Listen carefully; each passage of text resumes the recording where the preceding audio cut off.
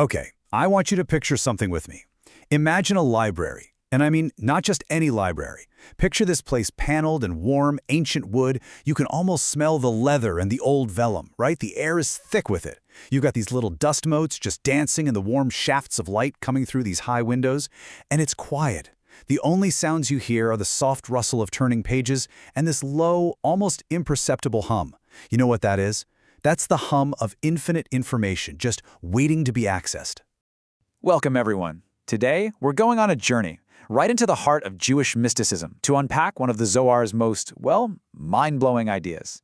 And it all starts with this one line, almost a warning. The narratives of the Torah are its garment. Just let that sink in for a second. The garment. All the stories we know and love, creation, the patriarchs, the exodus from Egypt, the Zohar is telling us that's just the clothing. Now, it's essential, it's beautiful, for sure, but it's not the thing itself. It's pointing to something more, something living and breathing, hidden just beneath the surface. And that right there, that is the central mystery we're going to try and unravel today. I mean, think about it. If the stories, the literal meaning, are just the garment, then what's the body? What is it clothing? And if we go even deeper, what's the soul that animates that body? The Zohar makes it pretty clear. This isn't some literary device or a clever metaphor. No, this is a question about the very fabric of reality itself. So to even begin to understand what's hiding beneath that garment, we're going to need a map. And this is our map for the journey. First, we'll look at that outer garment. Then we'll start peeling back the layers and look at what you could call the divine user interface, how we actually interact with this whole system. From there, we'll map out the cosmic architecture, try to decode its divine encryption, and even understand the infinite firewall that separates us from the source. And finally, we'll bring it all together and see how we are supposed to navigate this absolutely incredible multi-layered reality. All right, let's dive in. The Zohar is, well, it's pretty blunt about this. It says if you stop at the literal story, you've completely missed the point. The stories, they're like the entry level. They're a necessary concealment, a beautiful one, designed to make something totally infinite somehow comprehensible to our finite little minds. But woven into every single verse, every letter, are, and I'm quoting here, all the super null secrets. Okay, so this is really the key distinction we need to get our heads around. On one side, you've got Pshat. That's the simple, literal meaning. The garment. It's the history, the laws, everything you can read right on the surface. It's what happened. But then, look at the other side. That's Sod, the secret. This is the soul of the Torah. And the Zohar's point is radical. This isn't a story about the world. It is the actual blueprint of all worlds. The garment, the Pshat, tells you what happened way back when. But the soul, the Sod, that reveals what is always happening. It's the real-time, dynamic flow of divine energy that makes up reality itself, right here, right now. So if the Torah is this gigantic, multi-layered cosmic operating system that basically contains the source code of reality, then how do we interact with it, right? How do we, as the users, actually run the programs? This leads us to a really powerful modern analogy, the API, or Application Programming Interface. You know, in technology, an API is just the user-friendly interface that lets you use a super complex system without having to know a single line of code running in the background.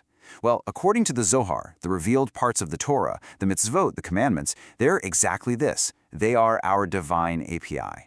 They're the buttons, the commands, the accepted ways for us to engage with that hidden foundational reality. This means our physical actions, performing a mitzvah, studying a text, even our prayers, they're not just symbolic rituals.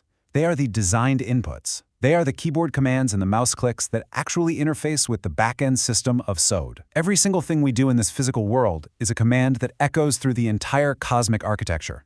So, let's actually map out what that architecture is. Let's move from the user interface to the system's back-end. And this is it. This is the fundamental schematic of reality, according to the Zohar, the 10 Sephirot. Now, these aren't physical places.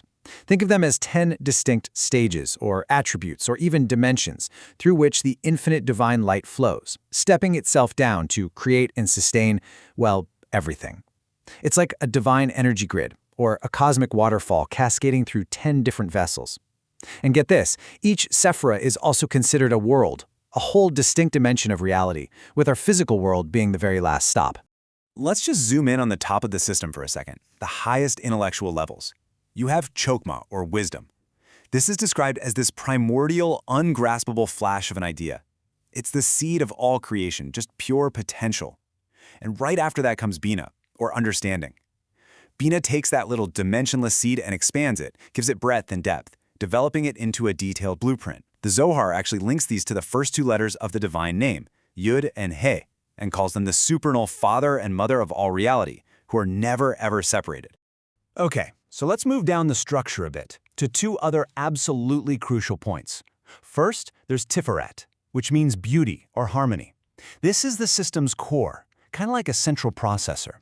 It takes in the pure loving kindness, the white light of Chesed, and the strict judgment, the red light of Gevarah, and it blends them together into a perfect, balanced harmony, a kind of radiant purple. And then at the very bottom, you have Malshut, the kingdom. This is the final output terminal. This is the Sephirah that takes all that divine energy and makes it manifest in our physical, tangible world. Tiferet is linked to the letter Vav, and Malshut is the final Ha of the divine name. Okay, so we've got the system architecture. Now let's zoom in even further to the code itself.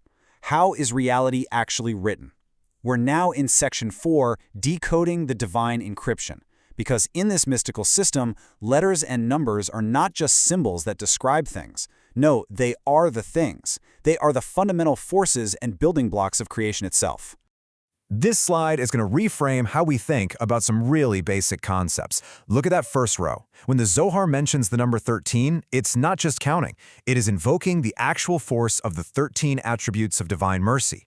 Or check out the second row. When it talks about a measurement of 5 cubits, it's actually referring to the power of Gevura. You know, the 5 fingers of a hand, representing structure, limitation, and divine judgment, the very force that gives form to our world. And the 22 letters of the Hebrew alphabet?